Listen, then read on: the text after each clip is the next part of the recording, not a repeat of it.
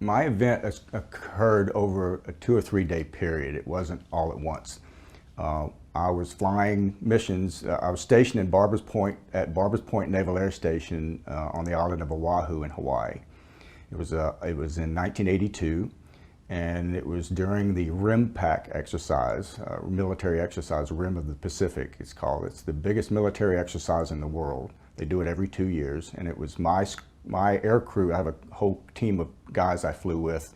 We were on flight crew 6, so it was our turn to go fly a mission. And it's a long-range patrol airplane, so we were going out for a 12, 13-hour flight. And so this is a big 4-engine heavyweight turboprop airplane that weighs over 70 tons. And so we took off and had full load of fuel. We were at max allowable takeoff weight. And we got to about 10,000 feet of altitude and had a malfunction on #1 engine, and we had to shut it down. So obviously we're not going to go do the mission. We need to go back and declare an emergency. And we dump fuel, but you can only dump a certain amount of fuel because you need to get down to what's called max allowable land weight. If you land any heavier than that, you take a risk of damaging the structural integrity of the airplane. It may never fly again. So we had to fly around for another 45 minutes or so to burn down to max land weight. And because we're heavy, we have to come in a lot faster than normal. Now, we still had 42,000 pounds of fuel on board when we touched down. We typically land with only 8,000. So that'll give you an idea of the difference of the weight of the aircraft. And because you're heavier, you have to fly a lot faster. So we were probably coming in at around 100, I'm not going to do it knots, most people will understand miles per hour. So we were coming in at around 150 to 155 miles per hour. And because it's an emergency, declared an emergency, you have fire trucks, emergency responding trucks literally on the side of the runway. And here's the runway, and they will park at an angle, and as you go by on the runway, they'll pull in behind you and chase you. And then there's 2 more down, and they'll pull in after you go by them behind the other 2, and so on. There's usually 6 fire trucks, 3 on each side. And that's normally a good thing, but that day it was not. So we were landing on parallel runways, and we landed on the left one. It was 040 was the heading, so we were landing on 4 left. When the main mounts came down, everything was okay. When the nose gear touched down, I believe the pilot, Lieutenant Lovegren, used the wrong rudder. And instead of correcting for a swerve that we expected to go to the right, because you have 2 engines giving you reverse thrust on one side versus 1 on the other, you expect a swerve, and you should put in left rudder. But he put in right rudder. And at those speeds, we departed the runway pretty much right away. And the problem with the fire trucks was they were sitting right there, and we're headed directly at the one on the right side. And there's a guy on the water cannon on top with a firefighter with the silver suit, and we are headed directly at this fire truck. I had death coming at me at 150 plus miles an hour, and there was absolutely nothing I could do about it. And I remember thinking, the last thing I was thinking was, oh my God, my son. I had a 2.5-year-old son, and I'm like, I'm never going to see my son again. And about that time, everything started changing. It went slow motion. It was really bizarre. And I had these different perspectives happen. My soul leapt out of my body, and now I'm out of the airplane looking down on it. I can see everything. I know where the fire trucks are, but I'm still in my engineer's seat, and I've got that perspective. And then the right wingtip went over the front left corner of the fire truck. I could see that guy on the water cannon screaming at the top of his lungs. I couldn't hear him, of course, because I'm in the plane, but I could see him screaming in terror. And the number 4 propeller is spinning, right? The outboard right-hand propeller, and moving forward at 150 plus miles an hour. And it had to have gapped the front corner of that fire truck. That's how close we came to it as it's spinning without hitting it. And there's a difference between I think I'm gonna die and I'm dead and I know it. There's a big difference in that. And that's where I was at. And so when I was out of body, about that time he went into reverse thrust, and because we're on asphalt planes don't normally travel on, there's a lot of dust and debris out there. And from somewhere, this Pepsi can came up and shot across the windshield from left to right. It probably took milliseconds, right? But I could It was slow motion. I'm seeing this thing tumble. Pepsi, I could see Pepsi, it's a Pepsi can, 12 ounces. I could see that, the fluid coming out of it, brown fluid, and then it atomized the fluid as it hit the air, the wind that was hitting it, and the turbulence. And I started focusing on the little bitty pieces of debris, and then all of a sudden, I didn't just have my outside perspective and the inside perspective, I became the debris. I was where every tiny piece of debris was, all wrapping and rolling around each other, but I had a 360-degree bubble vision view from every one of these millions of perspectives, the tiniest piece of debris that was in the air, and I'm totally confused. You'd think it would be chaotic, right? It was a bit confusing because I didn't understand what was going on, really, but there was this sublime perfection going on. Everything was right where it was supposed to be, doing exactly what it was supposed to be doing, exactly when it was supposed to be doing it, and everything was perfect. I had that, I don't know how I knew that, but I felt it. It was more like a feeling and an understanding and a knowing but it confused me at the same time. So all of this is going on, and we're still cruising across the asphalt at an angle away from the runway. The fire trucks have turned and they're catching up to us, and all of them are starting to chase us. And we ended up all the way across the asphalt and ended up halfway on and halfway off runway 4 right. So there's some slope on the edges of the runway so rain can run off, and we had bounced up on that slope, and the right main mount and the nose gear were on the runway, the left main mount wasn't, and we're kind of sitting like this when we got stopped. And when we stopped, my outer perspective of all these things just kind of went back into me, and I was just me again. And I'm like, what the hell happened? What was that? And I want to say something, but I don't know what to say. I don't know how to say it. And I look at Lieutenant Duffy in the right seat, and I saw him slump. So I knew he just came off this adrenaline rush. And when I came off mine, I felt like I just ran 5 marathons back to back. I was a young, healthy 24-year-old, physically fit, and I was exhausted. And I looked at him and watched him slump, and he turns his head to look at me, and now we're looking eye to eye. And I want to ask him, did you have that too? Didn't know what to say. I wanted to say something, but I just couldn't say anything, couldn't get it out. And about that time, I heard this noise behind me, whoo, whoo sound, and watched Duffy's eyes shift over my shoulder to see what it was. And I turned my head, and Lieutenant Lovegren, the pilot, I love the guy, he was a great pilot, but he gooned the landing that day. He's in stress still, and he's white-knuckling the yoke, and he's looking straight ahead, and he's trying to say something. You could see the stress in his face, and he couldn't get it out, and he's going, woo, woo. And he finally goes, what the did I do wrong? You know, it's like I just couldn't believe that. And then the fire trucks caught up to us, and we sat there for a few minutes trying to determine if everything was okay, if the plane was damaged or whatever, and it wasn't. And we added power, pushed the power levers up, and got up on the runway 4 right and rolled out and went to the hangar. So I literally made one approach and one landing in a 4-engine heavyweight airplane, doing a 3-engine emergency landing, and I used 2 entirely different runways to do that with, and I don't ever want to do that again. And then the next day, the commanding officer took me and the Lieutenant Lovegren back out, and we just went out to go shoot touch and goes. And back then, post-traumatic stress wasn't even a term. It didn't exist yet. And so they wouldn't do this today because they'd put you through psychiatric evaluations and all that if you had an incident like that. But back then, they didn't do that. The skipper took us out, put us back in the saddle, let's see if we can go handle it. That's kind of how they did business back then. And I just didn't even consider it would be a problem. And so on the first approach, I have a 180-degree commanding view of the flight station because my seat is in the center seat facing forward, and I can see all of it. And so I typically sit up, and then one of my jobs is if there's an emergency or something on the runway and we have to wave off at the last minute, my job is to be ready push the power levers to wave off. And I started panicking. I could not look outside because this is the same view I had the very day before, right before the incident.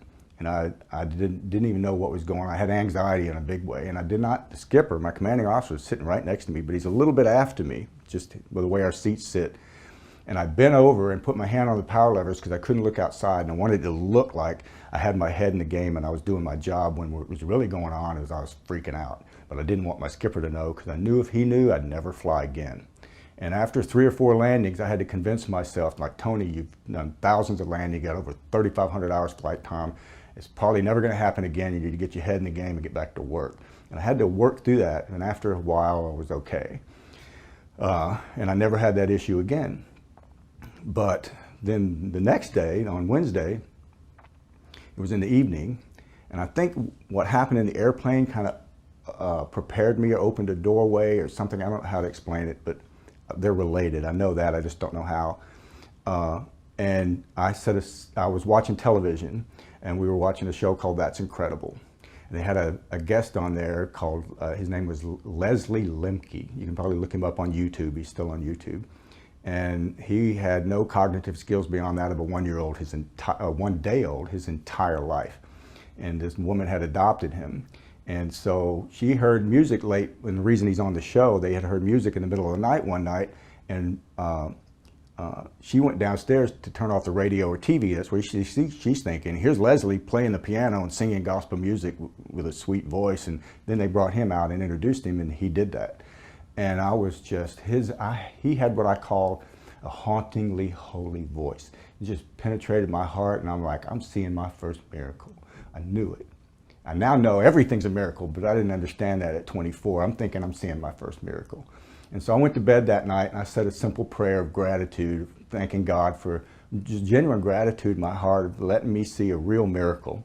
And then I added the words at the end of that prayer, and I just said, and Lord, it'd be nice if you could do something like that for me someday. And you don't expect anything. I mean, why would you? You know, it's just a little prayer that lasted maybe 10 seconds in your head. And I went to sleep, and sometime in the middle of the night, we called it dark 30 in the military. I don't have any idea what time it was, 3 or in the morning, something like that. All of a sudden, I had an instantaneous shift in consciousness. I didn't go through a tunnel, I didn't die, I didn't do any of that. It was boom. Next thing I know, I'm in a black void, and I'm seeing this golden white light, beautiful, magnificent, gigantic, pouring out energy and light and profound unconditional love that was hitting me, filling me up, and it was powerful. The power that, and I knew I was in the presence of my Creator. I knew it, and the love was unbelievable. It's infinite power that love controls, and I knew that if this being did not want me to exist anymore, in half a thought I'd be gone forever. But there was this feeling of benevolence being, no words were spoken to me. This was all done with energy, of emotional energy. I can't explain it. I don't know how to explain that, but that's what was going on. And the benevolence was equally infinite, and was letting me know how precious I was to this being. And I felt like, this is the best analogy I've been able to come up with yet over the decades. It felt like it was the end of the life of the universe. And I was so precious that I was being loved, held, and cradled by every mother that ever lived, everywhere, every when, all at once. And I was just dumbfounded. I couldn't believe what I was experiencing. And as wonderful as that sounds as an analogy, you need to understand this. That analogy absolutely sucks. It does not come close. I could speak about this for a billion years nonstop, and I would never be able to express it properly. That's why it's ineffable. And that's the best description I've been able to come up with so far. I said 3 words in just dumbfounded awe of what I was feeling and experiencing. And I just said, oh my goodness. And the essence of goodness just exploded through me, ripped through everything of me. And And then there was joy and bliss and ecstasy and peace and harmony, all on a cosmic scale. And it was like when I first saw God, or God saw me, or whatever, it was like God was insanely in love with me. I had no idea love could be like that. And it was like God's throwing a cosmic party. There was no sound, but there's this cosmic party going on. God's going, everybody love Tony's back, everybody. And I was just, it's 35 years ago and it still does that to me. Oh my God. And I was home. There was this energy that I knew I was home, finally home. And I think God did what he did next because he knew me. And I'm an engineer. I have a mind of an engineer. I need proof. I'm very pragmatic, logical, down-to-earth kind of guy. And if he had not done this, what he did next, I would have probably written it all off as just a dream. But what happened next is this moment in all of this happening when I was in the light, where I had this, what I call the urge to merge. There's this deep instinctive desire to go be in the light. It's all you want. You don't want anything else. I had a wife and a 2.5-year-old son. Didn't even think about them. You can't, because your consciousness is just overwhelmed with all this, and that's all you want, is to go deeper in the light. And when that happened, I physically sat up in bed and had my arms out. And when I opened my eyes, and my face is all wet, and then there was, and I'm looking at the foot of the bed, at the wall at the other end of the room, and there's no wall. The light is in my bedroom. God's in my bedroom. It was like 1 billion stars lit up the room, and I could see my wife's feet out of the peripheral vision of my eyes, and I knew she had her back to me. But I'm thinking, how can she sleep through this? It's like bright as it can be in here. How can she sleep through this? And then I went, this is real. I had enough time to think, this is happening. God in my bedroom. This is real. And as soon as that happened and I knew it was real, I was saying it in my head, it was like a 10-foot circle, no wall. It all went, not in an instant, but it came down and just kind of went to the center from the outer edges and just went away. And I just went, no. I just lost the greatest love I'll ever know. It just got ripped away from me. And I don't know why I didn't get to stay. I don't know why it left. I didn't know anything. I just sat there, and the wall had this undulating spiritual energy or something in it for the rest of the night. And I sat there and just watched the wall, because that's all I had left of it. And as the sun came up and the room slowly lit up, it faded away. And then my wife wakes up.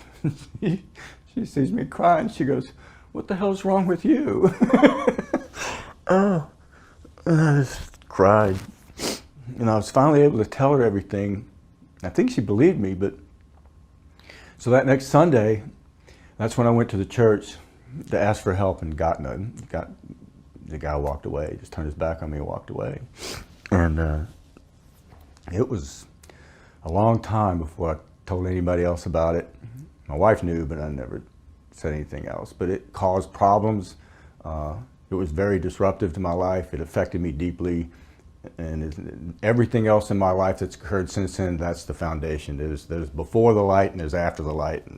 Big difference in my belief system. And so I went deep after that. I started learning about all religions. And everything I learned, I was always based on my foundation, or my baseline was what I experienced in the light. That was the truth, and I knew it. And nobody could tell me otherwise, because I was there. And so all these other religions had a lot of spiritual principles that applied with what I felt and saw and experienced on the other side. But they also had man-made agendas in them. And that's when I said, I'm not doing that anymore. And I kind of just went into a spiritual perspective of a God of my own understanding. And I'm like, if I'm going to go find a God of my own understanding, I need to learn, how did God do all this? How can I be here physically? How does all this exist? So here goes my engineer mind again. And I learned everything I could about the nature of the universe, which led me to studying the nature of consciousness. But I learned everything from subatomic particles and how they turn into atoms and then molecules, and the nature of the Big Bang and how galaxies were formed and solar systems and everything, quasars, magnetars, gamma ray burst, how that, all of that, supermassive black holes. Nobody, no scientist anywhere can tell you how or where subatomic particles, how they pop in and out of existence, or what happens when you cross the event horizon of a black hole. Nobody can tell you that. And only 4% of the universe can we actually detect. The other 96% is dark energy, dark matter, and they don't even really know what that is. So there's a lot we don't know. So I learned all that, and then I studied quantum electric dynamics, quantum physics, learned about quantum entanglement. I studied the properties of light, and when I studied the properties of light, I learned about the double slit experiment, where they put a piece of paper up with 2 vertical slits in it, and they had a photosensitive material behind that, and they fired 1 proton of light at a time at it while they were watching it. And they got what they expected. They got 2 slits, 2 vertical lines on that photosensitive material behind it. So they said, okay, let's do this again, but nobody watched. They all left. They expected to have the 2 vertical slits, lines on the photosensitive material, but they did not get that. They got a wave function. And that means that 2 things. Light is both a particle and energy wave at the same time, and it's affected by consciousness. And I was in the light. It was all light. Everything's made with light. That's why it all radiates. That's when I understood that consciousness affects light, and everything is light, and our consciousness has a direct impact on our universe. And so, and so prayer is powerful. I tell people that now. But what I've come to understand is conscious prayer, everybody knows and understands what its purpose is, right? What I now understand is it's all thought is prayer, and it affects the entire universe because of quantum entanglement. And so be careful what you pray for all day long. So I'm learning these things, and now I'm coming to the point of understanding why love and positive thoughts and all of that is so important. And as I've changed my way of thinking, I've literally changed my body and restoring my health, doing it that way, and being kind and loving as I can. And all of that stuff was really cool and neat to learn, but it really was a waste of time, because all we have to do is just love God with all our heart. And the way we do that is love each other unconditionally, because God is in every one of us. So when I'm loving you, I'm loving God. So if I'm not loving you, I'm not loving God. And so love God with all our heart, love each other like that, learn how to love unconditionally, and take care of this planet. If we all did that, we'd have heaven on earth right now.